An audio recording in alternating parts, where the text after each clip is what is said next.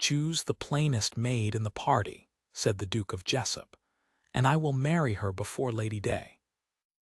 Mr. Pell, who had been steward at Jessop Hall for 26 years, and had heard the fourth Duke say some remarkable things in a temper, set down the guest list very carefully, as a man sets down a glass he suspects of being cracked. "Your Grace cannot mean it." "I mean every word of it, and I have never been soberer in my life." Ambrose Kelverdine stood at the window of the muniment room with the invitation cards in his hand, 11 of them, gilt-edged, all sent out by his aunt without his leave. 11 young ladies, Pell, 11 mothers, 340 miles of traveling and God knows how many pounds of new muslin, all of it aimed at this house like artillery, and my aunt has the effrontery to call it a shooting party. He tossed the cards on the table. "Very well. I want the plainest, the one no one else has asked for, the one who has been sitting out the second set for 4 seasons and has learned to say it does not signify. I shall be civil to her, I shall settle a jointure on her that would keep a bishop, and I shall never once in the whole of our lives be obliged to wonder what she is saying about me behind a fan." "Your Grace is thinking of Lady Vesta." "I am thinking of nothing whatever about Lady Vesta," said the Duke of Jessop, which was untrue, and both of them knew it. 4 years earlier, at 8:20, Ambrose had been engaged to the most beautiful woman in 3 counties for 11 months, and had been, in the ordinary way of such things, extremely happy. What ended it was not the Marquis she married instead. It was that on the morning after she broke it off, a letter of hers went astray into his post, 4 pages to her particular friend, dated the previous September, in which she had described her betrothed's manner, his silences, his walk, and his conversation about drainage, and had wondered aloud how a woman was to endure 50 years of being worshipped by a dull man with 30,000 a year. He had read it twice and burned it, and had not, in 4 years, told a living soul what was in it. What it had left behind was not grief. It was an inability, in any room containing a beautiful woman, to believe a single word he was told. "The plainest," he repeated. "Find her, and tell me nothing else about her, no fortune, no family. I do not want to be able to calculate." Mr. Pell bowed. At the door he paused, in the manner of a servant who has decided to spend some capital. "Your Grace, I have known you since you were 7. It is not my place to speak of the young lady's side of such an arrangement." "Say it, Pell." "Only this, that a plain woman who is chosen for being plain will find it out inside a 12-month, because they always do, and then your Grace will have made 2 people unhappy instead of 1.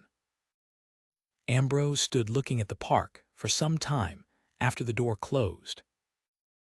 The party arrived over 2 days in 11 carriages, and by the second evening he had formed the opinion that his aunt had assembled, with real genius, the 11 most determined women in England.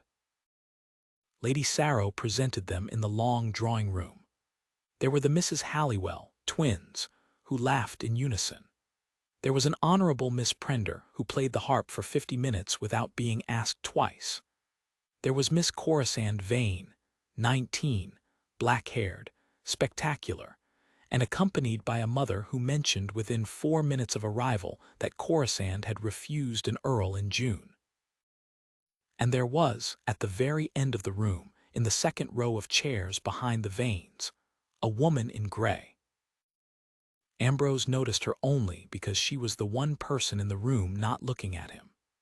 She was writing something in a small book on her knee, a list, by the movement of the pencil, in a plain grey stuff gown with a broad collar, her hair scraped back under a cap of the sort worn by women 15 years older, and a pair of small blue-tinted spectacles pushed up on her forehead.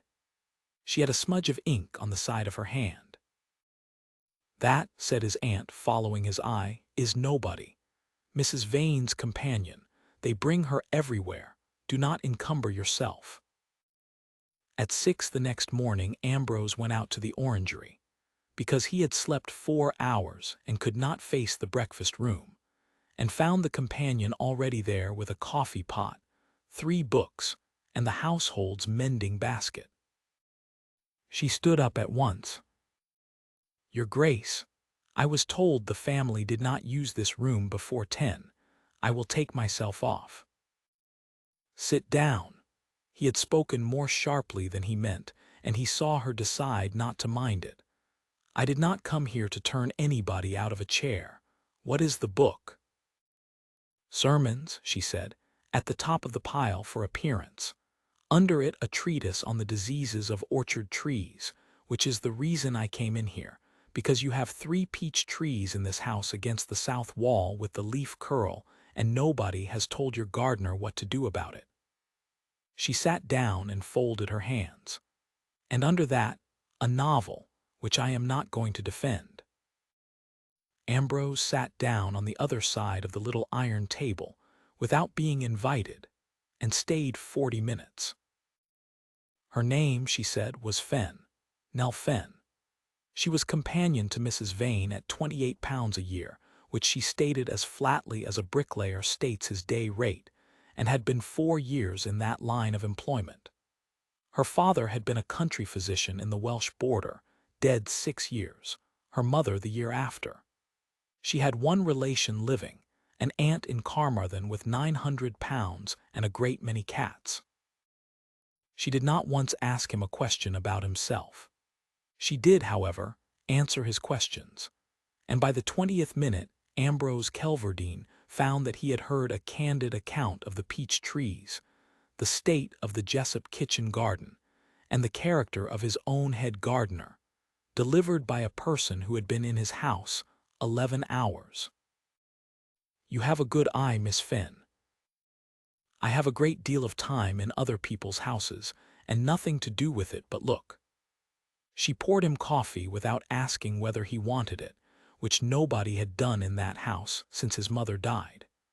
"Your Grace, may I say something impertinent, since you have already sat down where you were not expected? You appear to be a woman who says things. Your aunt has brought 11 young ladies here on the understanding that you mean to choose one of them, and not one of the 11 has been told what you are choosing for. Mrs. Vane believes it is beauty. Miss Prender's mother believes it is accomplishments, hence the harp, and I am sorrier about the harp than anybody. The Halliwells believe it is money, and they may be right, for all I know." She looked at him steadily. "But they are all guessing, and a woman who is guessing must perform, and a woman performing is a woman lying, and then at the end of a fortnight you will complain that none of them was honest with you." She picked up the mending. "It is not entirely their fault, is what I mean. That is all." Ambrose set down the cup. "And if I told them what I was choosing for, then you would find out something worth knowing in a week." Her needle went through the cloth, "though I dare say you would not like the answers."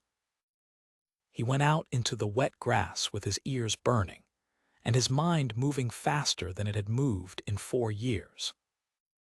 He came back at 6 the following morning. She was there. He came the morning after that, and she was there, and by the 4th morning he had begun to plan the day's business around 6 o'clock in the orangery, and had caught himself doing it, and had gone on doing it anyway. He learned that she rose at 5 to have the 2 hours before Mrs. Vane's bell, that she had read a great deal more than he had and made nothing of it, that she was quietly, savagely funny about the whole business of the house party, and never once cruel about the girls themselves, only about the mothers, whom she skinned.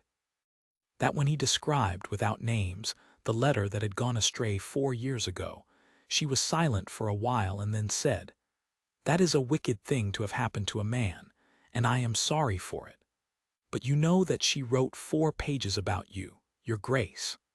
Nobody writes 4 pages about a dull man." He said, "You have not once told me I am not dull." "You are not dull," said Nell Finn. "You are hard work, which is a different article and much better value." On the 9th day of the party Mr. Pell came to him in the muniment room with the list. "Your Grace instructed me to identify the plainest young lady in the party." Ambrose, who had entirely forgotten that he had said any such thing, and who had for 8 days been getting up at 5 o'clock in the morning like a man going to a rendezvous, felt something cold go down the back of his neck. "Pell, there are 11 names on the invitation list," said Mr. Pell, "and I have gone through the whole of them as instructed, and there is nobody I could honestly bring to your Grace." He laid the paper down.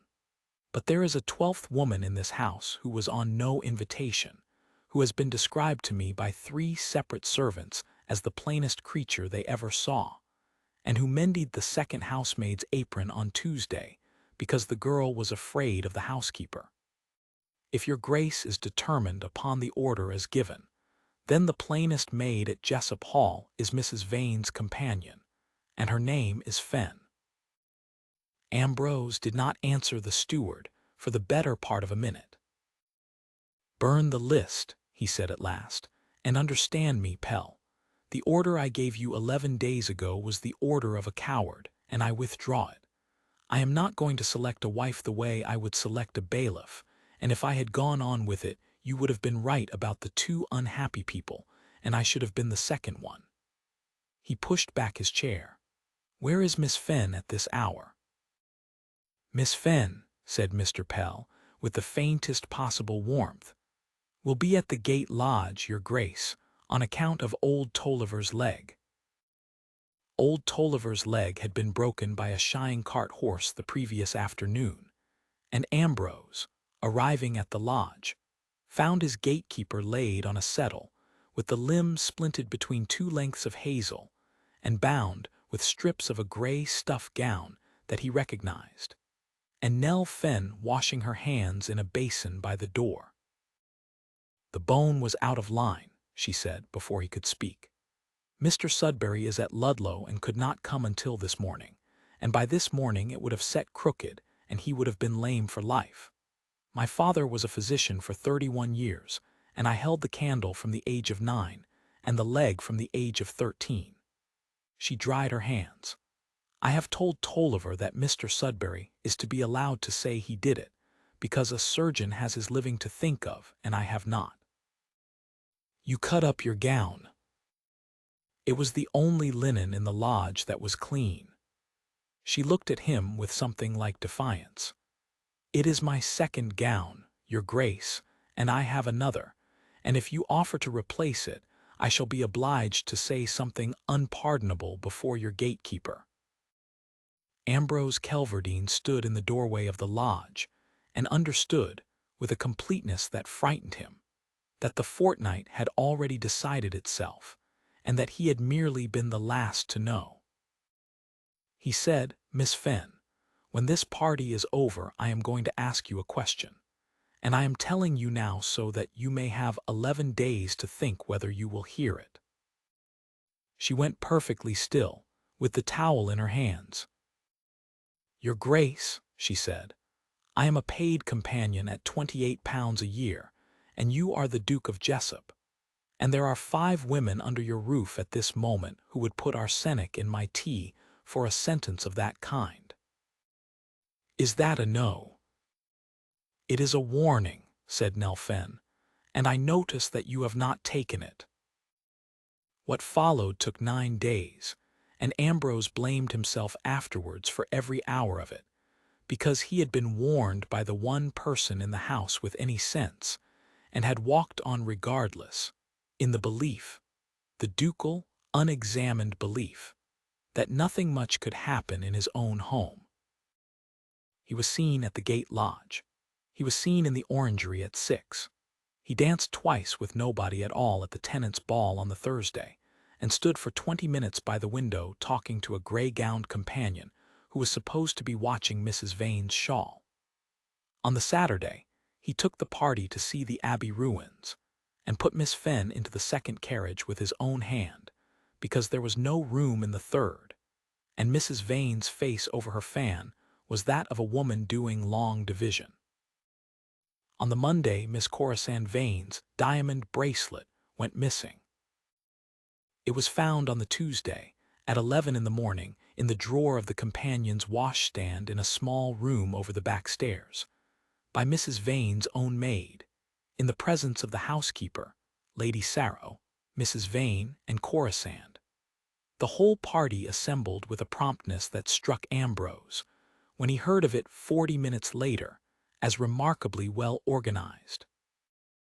He came down into the hall and found it done. His aunt looked ill. Mrs. Vane was speaking in a voice pitched for the whole staircase. "And I shall not prosecute, your grace, because I am not a hard woman, and because the disgrace of a public trial would fall as much on this house as on her. She will leave by the carrier's cart this afternoon.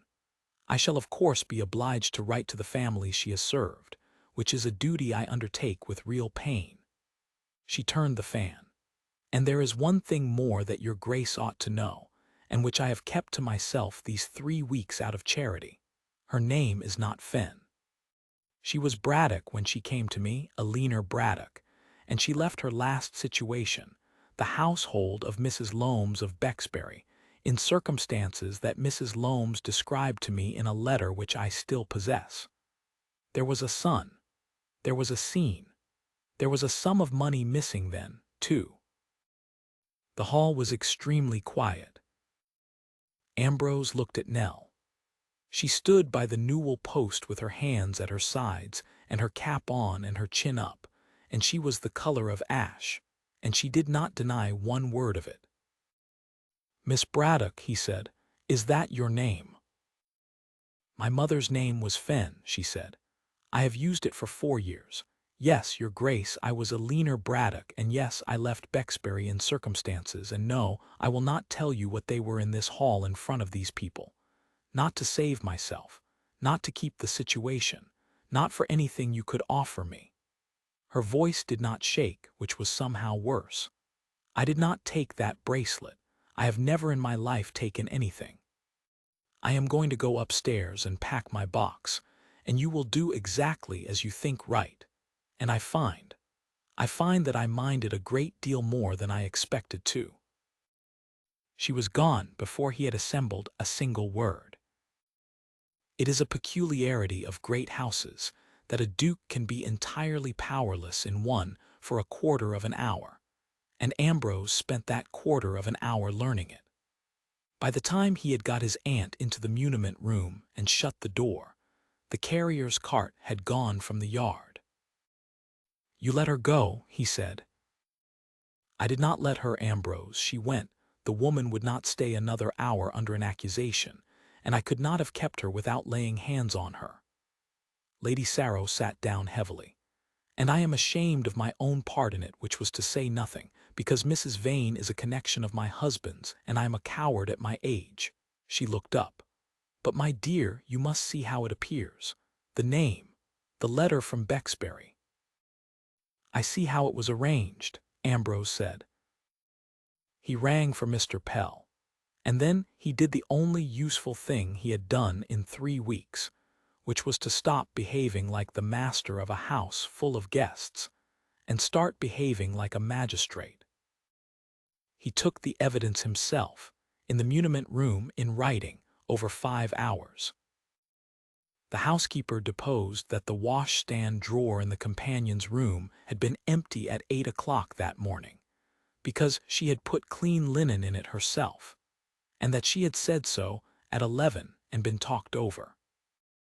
The second housemaid, the one whose apron had been mended on a Tuesday, stood twisting her hands, and said that at 9:30 she had been coming up the back stairs with a coal scuttle, and had met Miss Vane coming down from the servants' passage, which was a thing no young lady of the party had done once in 3 weeks, and that Miss Vane had told her sharply to mind where she carried her coals.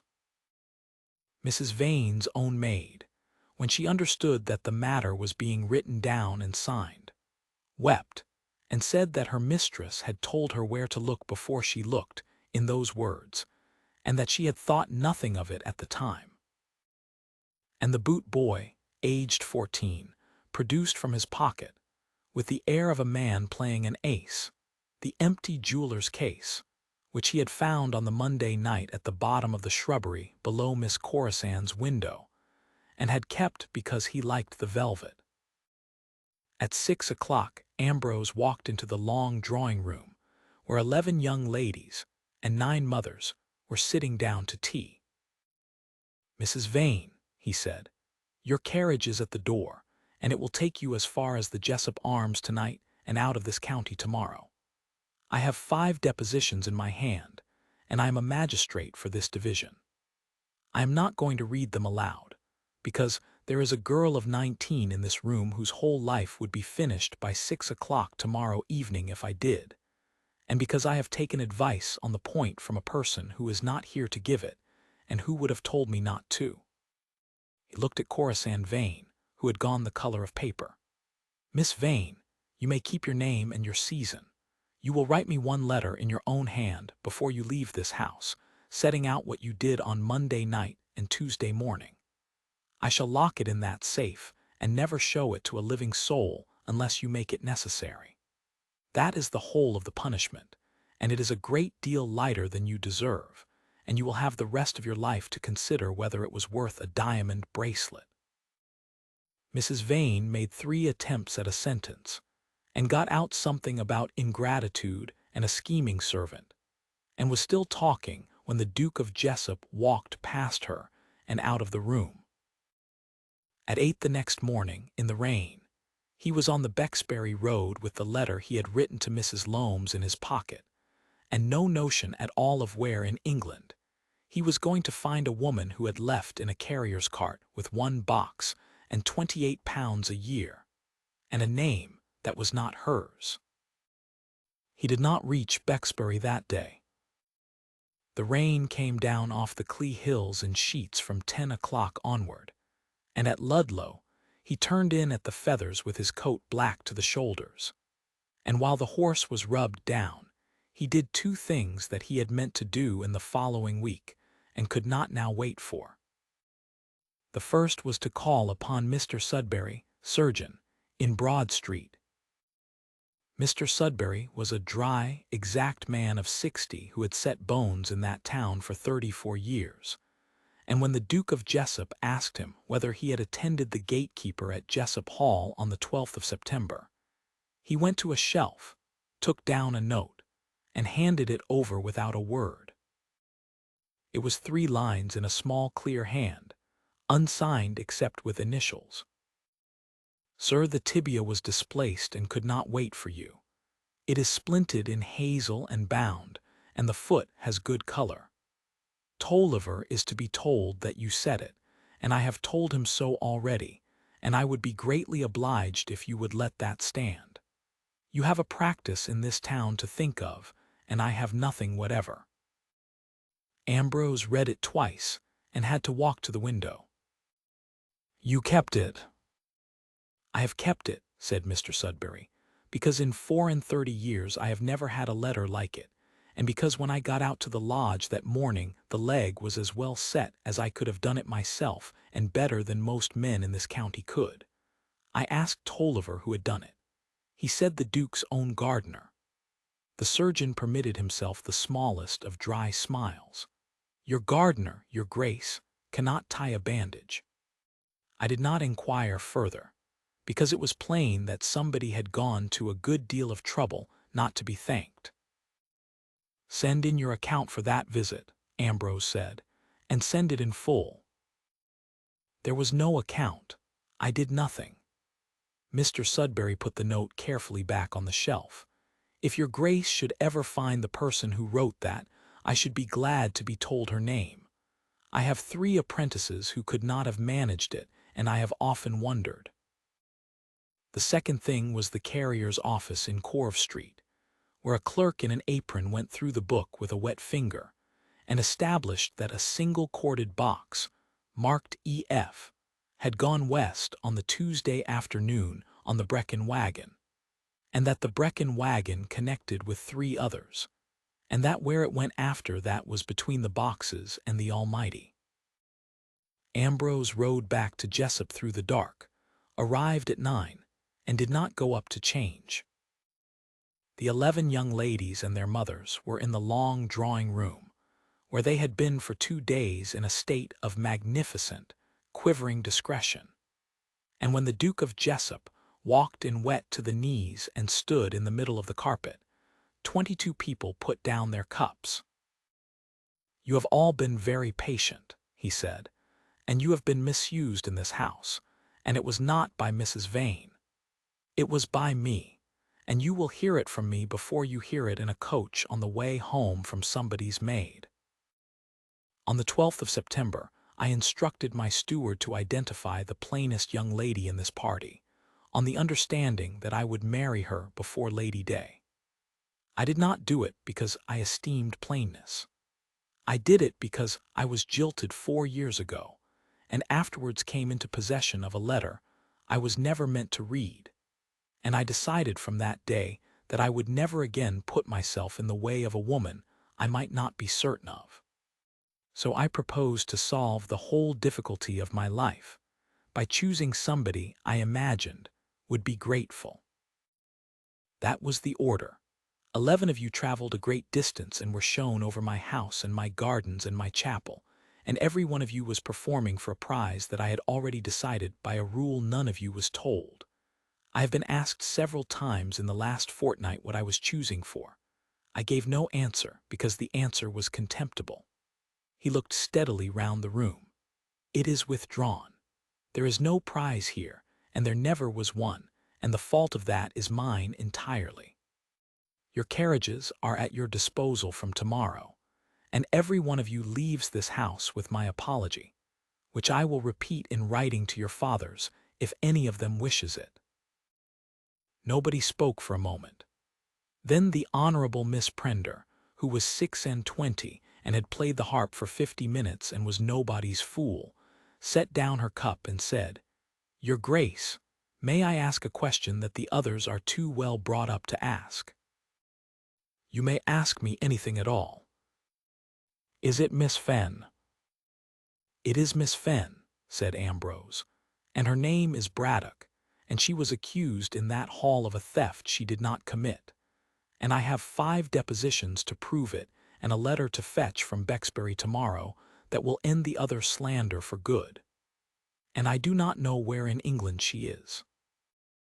Miss Prender folded her hands. "Carmarthen," she said. "She mended my glove on the 2nd Sunday, and we talked for half an hour, which was, I may say, the pleasantest half hour of the whole 3 weeks. She has an aunt above the estuary at Carmarthen who keeps a great many cats and grows pears against a wall, and she said that if she were ever obliged to stop being useful to other people she would go there." She picked up her cup again. "I hope you find her.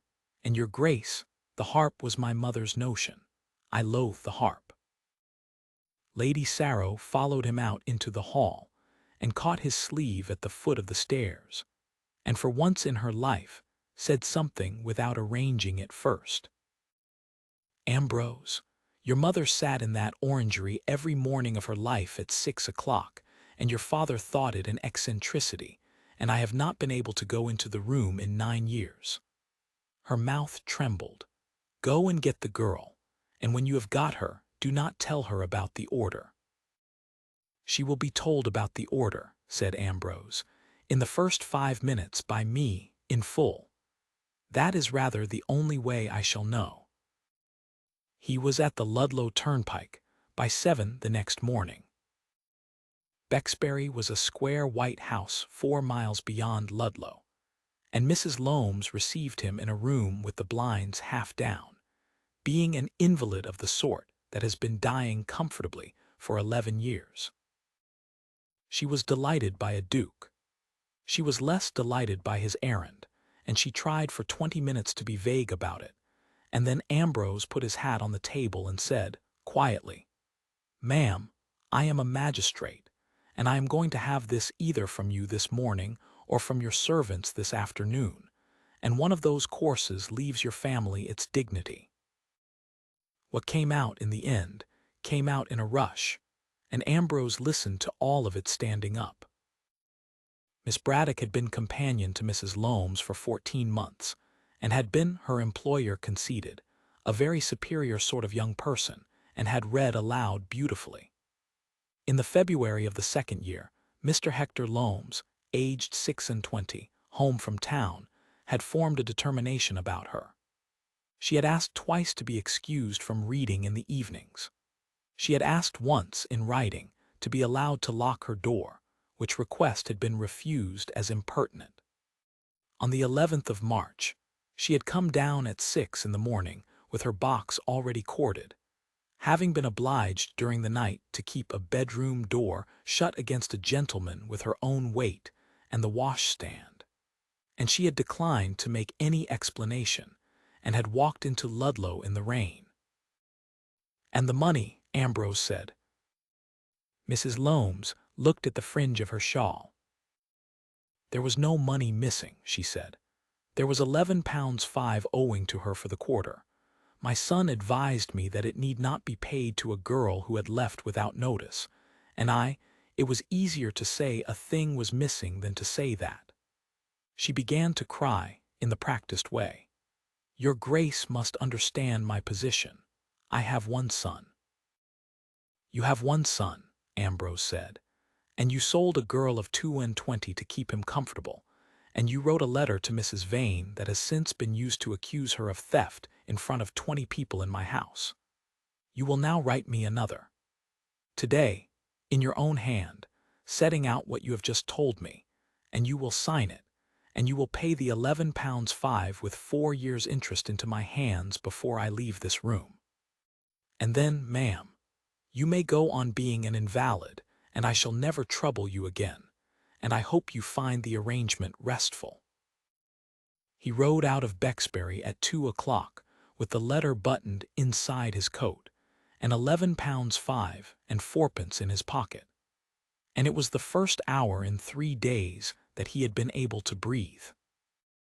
Finding her took 9 more days, and it was Mr. Pell who found her, by the simple expedient of writing to every clergyman in Carmarthen and its 4 adjoining parishes to inquire after a lady of the name of Fenn who kept cats. Miss Prudence Fenn kept 11. The cottage stood above the estuary, with a garden running down in 3 terraces, and when Ambrose came up the lane on the 14th of October at 5 in the afternoon, there was a young woman on the top terrace in a print gown, with her sleeves pushed up, tying in a fan of trained pear against a whitewashed wall. No cap, no gray stuff, no blue-tinted spectacles. She had taken the pins out to work in the sun, and her hair was down her back in a plait the color of wet bracken with about a shilling's worth of gold in it, where the light came through. And her face was brown from 3 weeks of an autumn garden, and she was laughing at something the old lady in the chair below her had said, laughing with her head back, and her whole face open, the way she had never once laughed under his roof. Ambrose Kelverdine, 4th Duke of Jessop, stopped dead in a Carmarthenshire lane with his hat in his hand, and found that he could not make a sound. He had known she was not plain. He had known it for weeks, in the way a man knows a thing he has not looked at directly, the shape of her wrist over the mending, the line of her throat when she tipped her head to listen.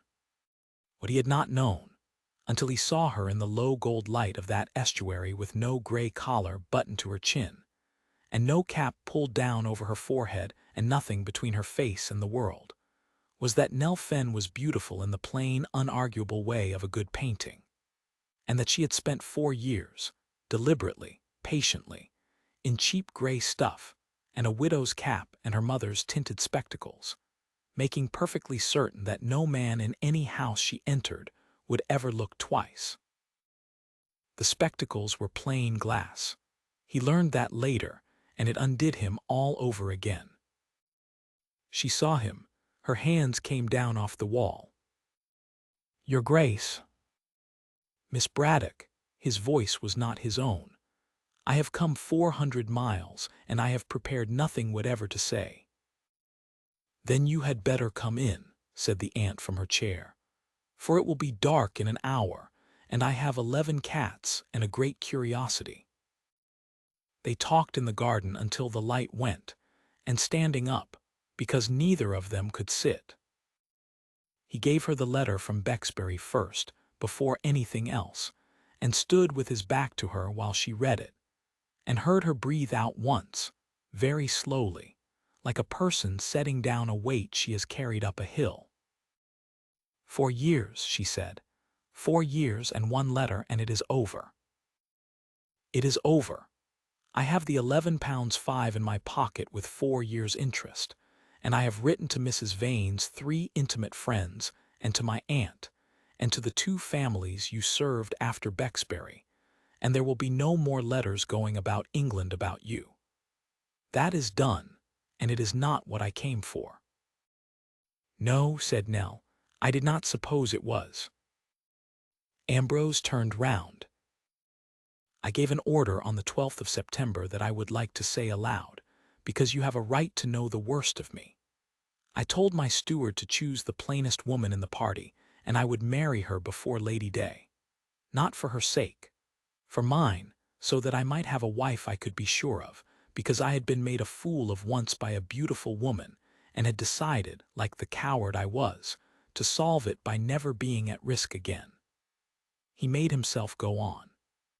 "Pell came back 11 days later, and told me that the plainest woman at Jessop Hall was Mrs. Vane's companion, and by then I had been getting up at 5 in the morning for 8 days to sit in an orangery with her, and the order had become the most contemptible thing I had ever said." She stood very straight in the dusk with the letter in her hand. "And now you have seen me in a print gown with my hair down," she said, "and I should like to know, your grace, before you say anything else, has that altered it? Because if it has, I would rather you got back on your horse. I have had 4 years of being looked at once and dismissed, and it was tiresome, but it was safe, and I could go back to it. What I could not bear is to be chosen at 5 o'clock in the afternoon for a thing I did not have at 6 o'clock in the morning." "It has not altered it," Ambrose said, "and I can prove it, because I brought the proof in my pocket without knowing I should need it." He took out a folded sheet, his own hand, dated the 14th of September, headed with 2 words and a list. "That is what I wrote out for myself on the night after the Gate Lodge, 3 weeks before I ever saw your hair. Read it or do not, as you like, but I shall tell you what is in it. The peach trees, that you told my head gardener how to save them and let him believe he had thought of it. Tolliver's leg, and the gown you cut up, and the surgeon you let take the credit because he had a living to lose. The second housemaid's apron. That you never once asked me a question about myself in 9 mornings, which no other creature in that house managed for 9 minutes. That you defended 11 frightened girls to me when it would have suited you far better to let me despise them. That when I told you about a letter that went astray 4 years ago, you did not flatter me. You said nobody writes 4 pages about a dull man." He held it out. "There is nothing in that list about your face, Nell, because I had not permitted myself to look at it. But I will say now what I would have said in September if I had had the courage. I am A1030 next month. I am hard work, and I have loved you since the morning of the orchard trees, and I would very much rather be married to you in a print gown in this garden than to anybody else in England in white satin at St. Botolph's." Nell Braddock put her hand over her mouth.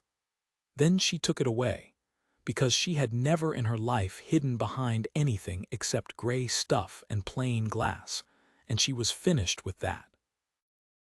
"Then you had better ask me properly," she said, "because my aunt is at the window and she will want to have heard it." They were married in the 2nd week of December in the parish church at Jessop, and the county came in a body to look at her, and looked, and went away with very little to say, except old Lady Ravinglas, who had known 4 dukes of that name, and told the vestry, in a carrying voice, that the 4th one had done the first sensible thing in the history of the family. Miss Corisande Vane's letter stayed in the safe in the muniment room, unopened, for 31 years. Her mother's account of the affair, circulated with great energy that winter, was received in a silence that eventually taught her more than any prosecution would have, and the Vanes were not asked to Jessop or anywhere within 11 miles of it again. Corisande herself married a barrister and became, by all accounts, a rather better woman than her mother, and when she was 38, she sent the Duchess of Jessop a subscription of 10 guineas for the Jessop dispensary with no note attached, which the Duchess acknowledged in 3 lines and never mentioned to a soul. Mr. Pell, who had told his master that a plain woman chosen for being plain would find it out inside a 12-month, lived to see the 12-month and 11 more. He said afterwards, when he was very old and allowed to be indulged, that the Duke had disobeyed the only order he ever gave himself, and that it had been the saving of the house. The peach trees against the south wall bore for another 30 years. And on any fine morning of that long marriage, at 6 o'clock, before the household was up, the Duke of Jessop could be found in the orangery at a small iron table with 2 cups, waiting for a woman who had once made herself invisible for 4 years, and who did not, in that house, on any single day of her life, need to be anything but exactly as she was.